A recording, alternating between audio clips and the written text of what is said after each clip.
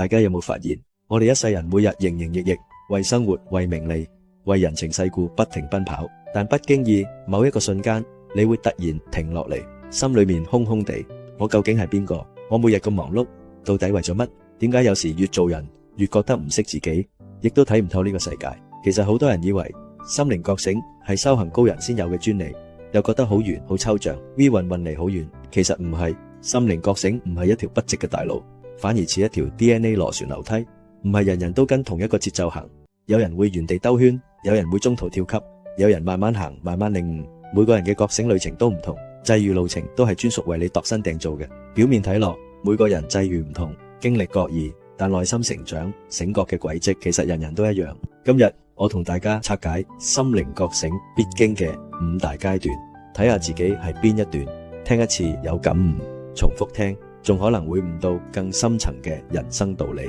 第一階段，渾噩度日，被小我綁死，隨波逐流。絕大部分人一開始都處於呢個無意識渾噩階段，成個人完全被情緒、脾氣、固有偏見同世俗思想操控，從來冇靜落嚟諗過我發脾氣係真正嘅我執着計較係本性定係後天養成嘅習慣。呢個階段嘅人將情緒同自己畫上等號，完全分唔開。舉個貼地例子，同人有拗撬，即刻上火，心裏面不斷重播爭執畫面，越諗越嬲，遇到少少挫折就覺得自己命苦，冇人體諒，全世界虧待自己，永遠覺得問題出喺人哋，出喺環境，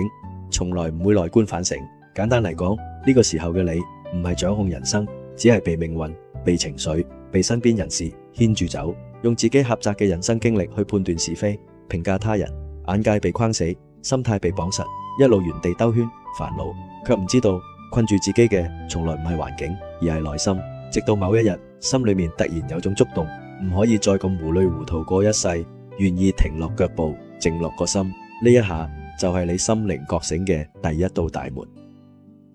第二階段，小我死亡，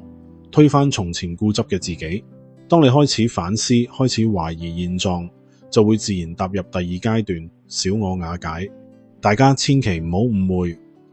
呢度講嘅死亡絕對唔係肉身離世，而係拆走社會、家庭、世俗幫你貼滿身嘅標籤，例如年齡、職業、身份、有車有樓、學歷等呢啲世俗眼中嘅成功標準，仲有從細到大被灌輸做人應該點、人生必須點嘅既定思想。例如從前你一直覺得人生公式就係讀書揾份有前途嘅工，買樓買車，按時結婚生仔，先叫做不枉此生。但去到呢個階段，你突然瞬間醒覺，呢啲根本唔係我真心想要，只係社會期待我、身邊人想我變成嘅樣子。你會重新質疑從前深信不疑嘅價值觀、是非標準、宗教觀、人生追求，統統推倒重來。內心會短暫有種空虛、迷失、唔知前路去向嘅感覺。但呢種空虛其實係好事，清空舊雜念，先有位置容納真正嘅智慧同真我。由呢一刻開始，你終於分得清，執着、計較、義怒、愛比較嘅係虛假小我，靜靜旁觀世事，唔被情緒左右嘅，先係原本嘅真我。呢一步係你人生觀徹底脫胎換骨嘅轉捩點。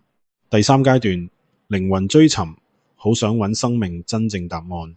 當舊有價值觀全部拆走晒，你自然會走入第三階段，內心追尋。心裏邊會不停跳出靈魂拷問：我到底係邊個？我嚟呢個世界有咩意義同使命？人生淨係揾錢糊口、應酬度日就真係足夠嗎？從前你追物質、追面子、追人哋讚賞，而家內心會有一股好強嘅飢渴感，唔再滿足表面生活，好想揾真理、揾內心平靜、揾翻真實嘅自己。好多人喺呢個階段會開始睇心靈文章，聽哲理分享、冥想、靜心，又會主動向有經驗、有智慧嘅前輩請教。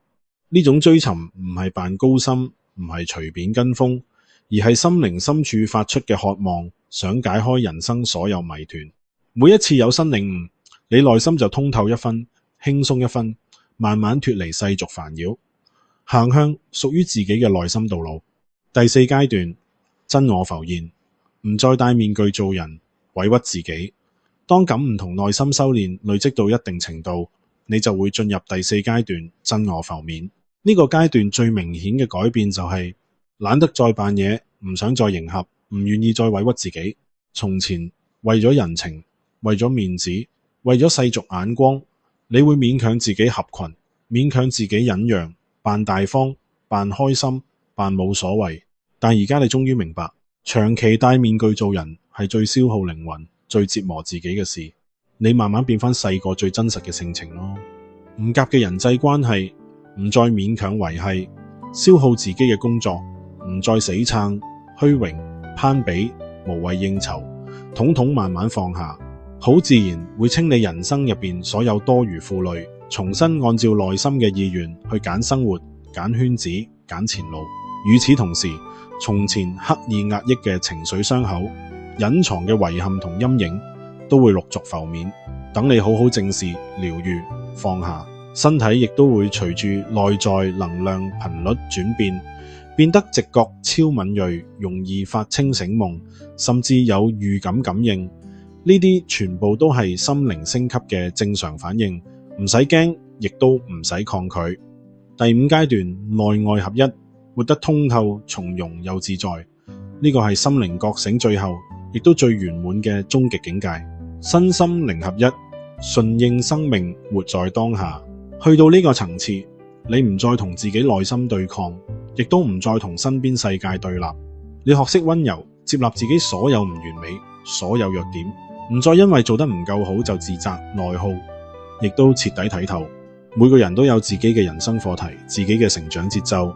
唔強求別人理解自己，亦都唔勉強改變任何人，只係體諒、包容、靜靜祝福。你會做自己最體貼嘅內在父母，自己撐自己，自己愛自己，自己療癒自己。呢份由內心生出嚟嘅無條件自愛，仲會自然流淌去身邊所有人際關係，令你待人處事變得溫柔、寬厚、有同理心。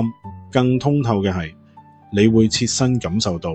自己同大自然、樹木花草、動物、大地空氣全部相連一體，唔係口號，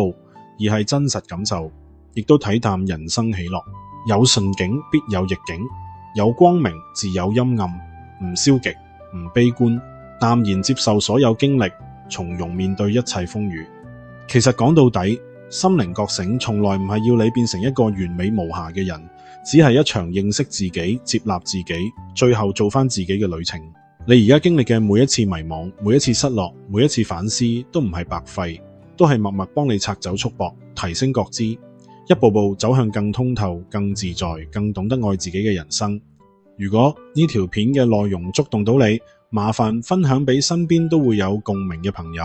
我哋下次再傾。